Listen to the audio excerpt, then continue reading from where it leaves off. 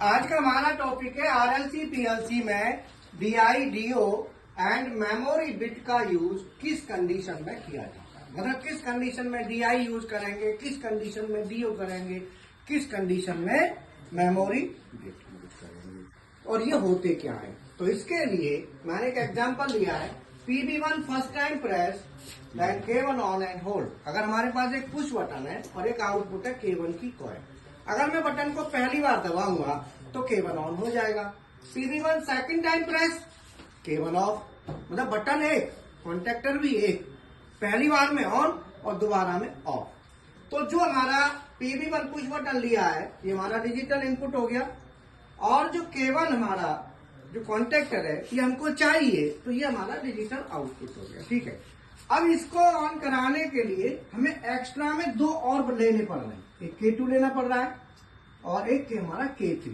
ये दोनों जो हमने एक्स्ट्रा लिए हैं ये हमारे मेमोरी बिट का काम करेंगे। अर्थात ये क्या करेंगे कि जब हम बटन दबाएंगे K1 ऑन होगा, बटन छोड़ेंगे उस समय हमारा K2 ऑन होगा।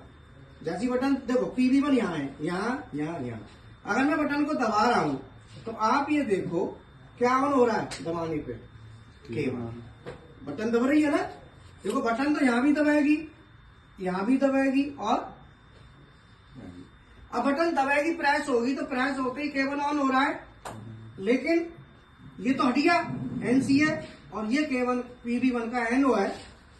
K3 ऑन नहीं होगा क्योंकि इसके लिए K2 ऑन होना जरूरी है, तो K2 ऑन नहीं हुआ।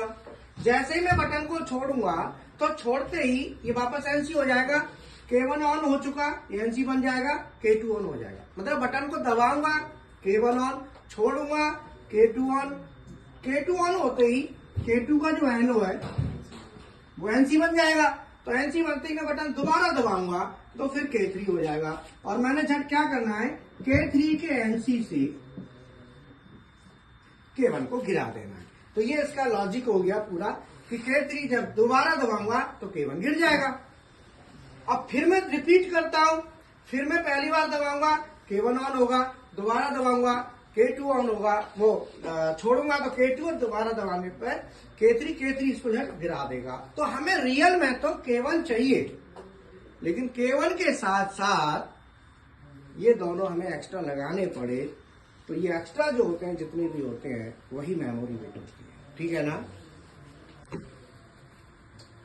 समझ में आया? सर K1 K3 का रिमोट से ऑफ होगा सर।